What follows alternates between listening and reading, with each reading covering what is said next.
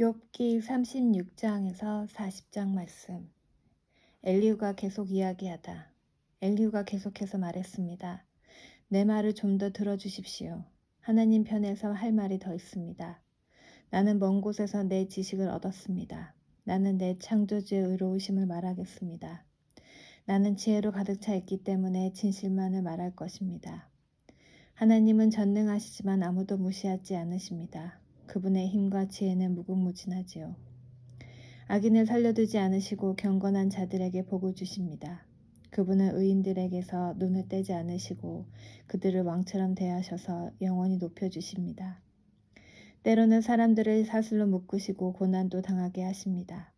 그렇게 해서 저들이 한 일을 보이시는데 곧 자기들이 잘난 체하며 지은 죄를 알게 하지요.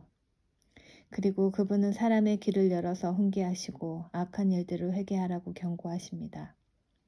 만약 사람들이 마음을 돌려 순종하면 저들은 결국 행복하게 되고 평안을 누립니다. 그렇지만 순종하지 않으면 칼을 보내어 치시고 망하게 하시지요. 경건하지 못한 자들은 마음의 원망을 품고 그분이 벌을 내리실 때에도 도와주세요 라고 기도하지 않습니다. 그런 자들은 부도덕하게 살다가 일찍 죽고 맙니다. 그러나 경건한 자들이 고난당할 때 그분께서 구해주시고 고통당할 때에 길을 여시지요.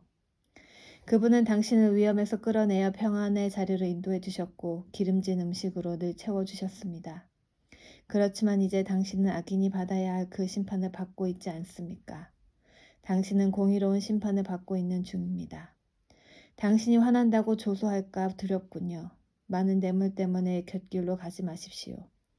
당신의 재물을 다 허비하더라도 그 고난에서 벗어날 길이 없을 것입니다. 당신은 사람들이 자기 집에서 죽어가는 그 밤을 기다리지 마십시오. 더 이상 죄를 짓지 마십시오. 괴롭다고 하나님을 대적하다니요. 보십시오. 하나님은 정말 높고 존귀하십니다. 누가 그분과 같은 스승이 될 수 있겠습니까? 누가 감히 그분에게 당신은 이것을 잘못했습니다라고 말할 수 있겠습니까? 하나님이 하신 일을 두고 모두들 찬송합니다. 그러니 당신도 그분께서 하신 일을 찬송하세요. 그 일을 보지 못한 사람은 없습니다. 멀리 사는 자도 다 압니다. 하나님은 너무 위대하셔서 우리가 다 알기 어렵습니다. 그분의 연수를 감히 인간이 어떻게 알겠습니까? 하나님은 물방울을 끌어올리시고 그것이 비가 되어 시냇물에 떨어지게 하시는 분입니다. 구름 속에 비를 쌓아두셨다가 사람들에게 풍성하게 쏟아붓습니다. 구름이 어떻게 널려 있는지, 그분이 천둥을 어떻게 보내시는지 모두 알 수 있는 사람이 어디 있습니까? 그분은 번개로 자신을 두르시고 깊은 바다를 덮으시는 분입니다.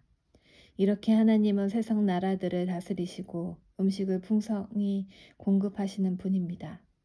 그는 번갯불을 손으로 쥐고 표적을 향해 정확히 던지시지요.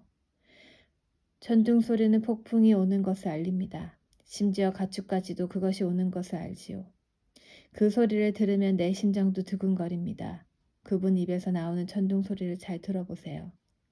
온 천지에 번개를 보내어 땅끝까지 화나게 하시고 그 후에 천둥 소리는 우르릉거리고 그분의 위엄 있는 목소리가 우렁차게 울려 퍼집니다. 그분의 음성은 사그러들지 않습니다. 하나님의 천둥 소리는 정말 놀랍습니다. 사람이 이해 못할 엄청난 일들을 하십니다. 하나님은 눈에게 땅에 내려라 하고 명령하시고 쏟아지는 폭우에게 세차게 퍼부어라 하고 말씀하십니다. 이처럼 사람들을 꼼짝 못하게 하시는 것은 하나님의 일에 대해 그들이 알게 하기 위해서입니다. 그때에는 들짐승도 숨을 곳을 찾고 자기 있는 곳에서 나오질 않습니다. 남쪽에서는 폭풍이 불어오고 북쪽에서는 차가운 바람이 몰아치며 하나님께서 내뿜으시는 입 기운에 얼음이 생기고 넓은 호숫물조차 꽁꽁 얼어붙습니다. 그분은 구름에 습기를 가득 채우시고 구름 사이로 번갯불을 번쩍거리시지요. 그것들은 하나님의 명령대로 이리저리 움직이며 온 세상에서 그분의 명령을 수행합니다. 그분은 사람을 벌하실 때나 땅에 비를 내리실 때, 징계하실 때나 사람들에게 사랑을 보이실 때 구름을 사용하십니다. 욥 어르신, 가만히 하나님의 기이한 일들을 한번 생각해 보십시오. 당신은 하나님께서 어떻게 구름을 만드시고 어떻게 번개를 번쩍이게 하시는지 아십니까? 구름이 균형을 잃지 않고 떠다니는 것과 지혜가 온전하신 분이 행하시는 이적을 이해할 수 있나요? 남풍이 불어 땅이 조용할 때 따뜻해지는 까닭을 아십니까? 당신은 하나님께서 청동구리를 부어 만든 거울처럼 단단한 하늘을 펼 수 있습니다. 우리가 그분에게 할 말을 가르쳐 주십시오. 우리는 어둠에 쌓여 있어 그분에게 무슨 말을 해야 할지 모르겠군요. 내가 하고 싶은 말을 하나님께 다 할 수는 없습니다. 내가 왜 하나님께 나를 삼키실 기회를 드리겠습니까? 바람이 하늘을 깨끗이 휩쓸고 간 후 그 빛 때문에 태양을 똑바로 쳐다볼 수 있는 사람은 없을 것입니다. 그분은 영광의 빛에 휩싸여 북쪽에서 오시고 위험 가운데 임하시지요. 우리는 전능자의 권능을 상상조차 할 수 없습니다. 그분의 권능은 끝이 없으시고 공의와 의가 많으신 분인데 어떻게 그런 분이 사람을 괴롭힐 수 있겠습니까? 그러니 사람들이 그분을 경외하지 않을 수 없지요. 스스로 지혜롭다고 생각하는 자를 그분은 무시하십니다. 여호와께서 욥에게 물으시다. 그때 여호와께서 폭풍 가운데서 욥에게 말씀하셨습니다. 무식한 말로 나의 뜻을 어둡게 하는 자가 누구냐? 너는 허리띠를 동여매고 대장부처럼 일어나서 묻는 말에 대답하라. 내가 땅에 기초를 세울 때 너는 도대체 어디에 있었느냐? 네가 그렇게 많이 알거든 대답하라. 누가 그 수치들을 재고 줄자를 대어 보았느냐?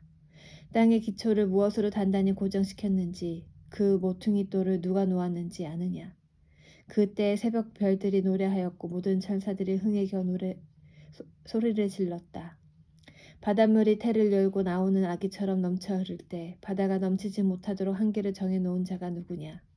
그때 나는 구름으로 바다를 덮고 짙은 어둠으로 그것을 둘러쌌으며 바다의 경계를 지었고 그것에 문빗장과 문을 달았다. 그때 나는 바다를 향하여 너는 여기까지만 오고 더 이상 넘치지 마라. 너 교만한 파도야 멈추어라 하고 명령했다. 네가 태어난 이후부터 한 번이라도 아침에 명령하여 동을 튀게 한 적이 있었느냐? 그래서 새벽이 땅의 끝까지 빛을 비추어 악을 행하는 자를 멈추게 한 적이 있느냐? 해가 비춰진 땅이 도장 찍힌 진흙처럼 생겨나고 그 모양이 주름진 옷과 같이 되었다. 악인들에게 빛을 주지 않고 그 지켜든 팔을 꺾을 수 있느냐? 너는 바다의 샘에 가본 적이 있느냐? 깊은 바다 계곡을 걸어 다녀 본 적이 있느냐? 죽음의 문이 네게 나타난 적이 있느냐? 죽음의 그림자가 있는 문들을 본 적이 있느냐? 너는 지구의 구석구석을 다 알고 있느냐? 알거든 대답하여라. 빛이 어디에서 오고 어둠이 어디로 가는지 아느냐? 그것들을 그들의 집으로 데려갈 수 있느냐? 그것들이 사는 곳을 아느냐? 너는 그때 태어나서 그것을 아는 사람인가? 나이가 많아서 그런 것들을 아느냐? 너는 눈 창고에 들어가 본 적이 있느냐? 우박 창고에도 가보았느냐?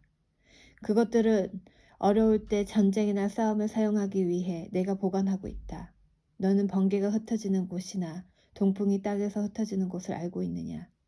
누가 폭우의 길들을 내었느냐? 천둥의 길을 누가 마련했는지 너는 아느냐?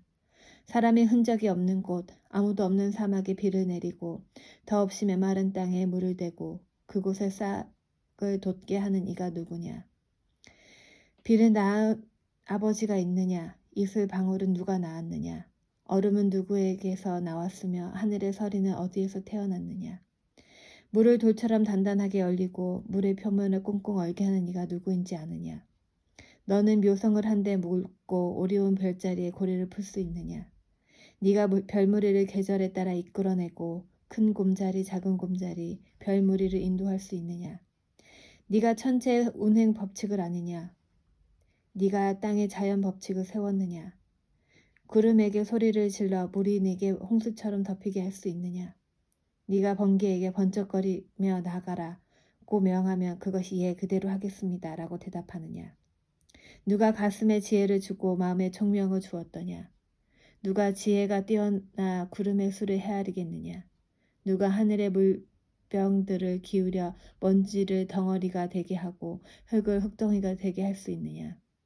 네가 사자의 먹이를 잡을 수 있느냐? 사자들의 굶주림을 채울 수 있느냐? 사자들이 굴 속에 웅크려 있고 은신처에 숨어서 기다릴 때 까마귀 새끼가 먹이가 없어 이리저리 날며 나를 향해 까악까악 울부짖을 때 누가 까마귀들에게 먹이를 주는가? 너는 산에 사는 염소가 언제 태어나는지 아느냐? 사슴이 새끼 낳는 것을 본 적이 있느냐? 그것들이 몇 달이나 뱃속에 새끼들을 데리고 다니는지, 언제 새끼를 낳는지 아느냐? 그것들이 웅크리고 새끼를 낳게 되면 해산하는 고통에서 벗어나는 것을 아느냐? 그 새끼들이 들판에서 자라서 강하게 되면 어미를 떠나 다시는 돌아오지 않는다. 누가 들나귀를 풀어주었던가? 누가 재빠른 들나귀의 끈을 놓아주었던가? 내가 그들에게 광야를 집으로 주고 소금기 있는 땅을 그들의 살 곳으로 정해주었다. 들나귀는 도시의 소음을 싫어하고 소리치며 모는 사람을 알지 못하며 푸른 초장을 찾아 온 산을 헤매며 푸른 풀을 찾아 다닌다. 들소가 네게 온유하게 굴며 네 우리에서 하룻밤을 잘 것 같으냐? 너는 들소에게 굴레를 씌워 쟁기질을 시킬 수 있느냐? 들소가 네 뒤를 따라 밭을 갈겠느냐? 그것이 힘이 세다고 믿고 일을 시킬 수 있느냐? 네 곡식을 날라오고 모아서 타작마당에 옮기라고 믿느냐? 타조가 화려하게 날개짓을 한다 해도 황새의 날개만 하겠느냐? 타조는 땅에 알을 낳고 모래로 그것을 따뜻하게 덮지만 곧 잊어버리고 발로 밟아 깨트리거나 야수들이 밟도록 그냥 내버려 둔다. 타조는 새끼를 마치 자기 새끼가 아닌 것처럼 거칠게 다루고 그 새끼들이 죽는다 하더라도 신경 쓰지 않는다. 그것은 내가 타조에게 지혜를 주지 않고 총명도 베풀지 않았기 때문이다. 그렇지만 타조가 날개를 펼치고 달릴 때는 말과 기수보다 빠르다.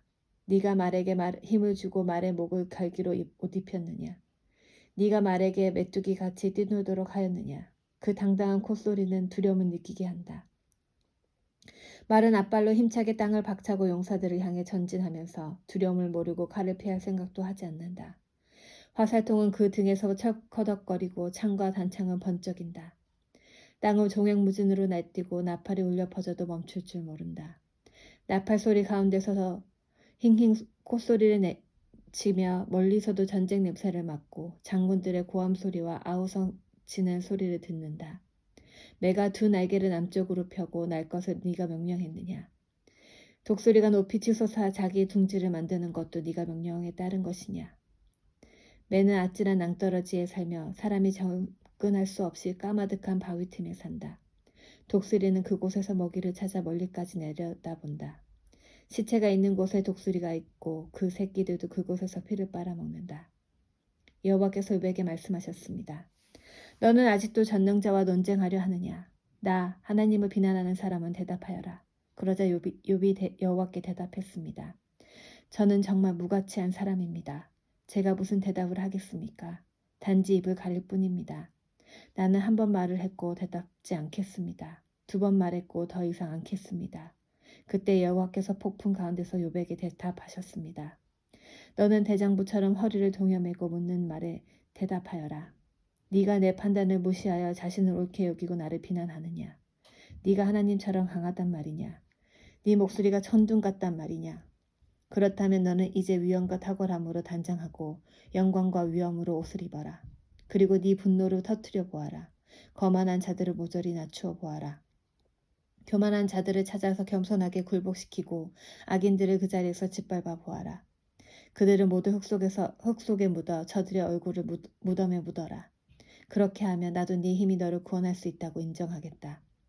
저 하마를 한번 살펴보아라. 내가 너를 만들 때 함께 만든 것이다. 그것은 황소처럼 풀을 먹는다. 그의 허리 힘이 얼마나 센지 보아라. 그 백가죽에 뻗치는 힘살을 주목해 보아라. 백향목처럼 꼬리를 치는 저 모습과 힘줄이 얽힌 저 허벅지 근육을 보아라. 그 뼈들은 청동관과 같이 단단하고 갈비뼈는 무쇠 막대기 같구나. 그것은 내가 창조한 작품 중 가장 위험한 것이다. 그것을 만든 나도 칼을 가져야 그것에게 접근할 수 있다. 산들은 그것을 위해 식물을 만들어내고 모든 들짐승이 그 곁에서 뛰어논다.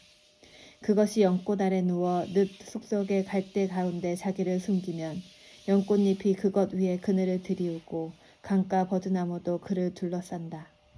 강물이 차고 넘쳐도 요단 강물이 넘쳐 흘러 자신을 삼키려 해도 그것은 꿈쩍도 하지 않는다. 누가 감히 그것을 잡겠으며 끌고 가서 그 코를 깰 수 있겠느냐.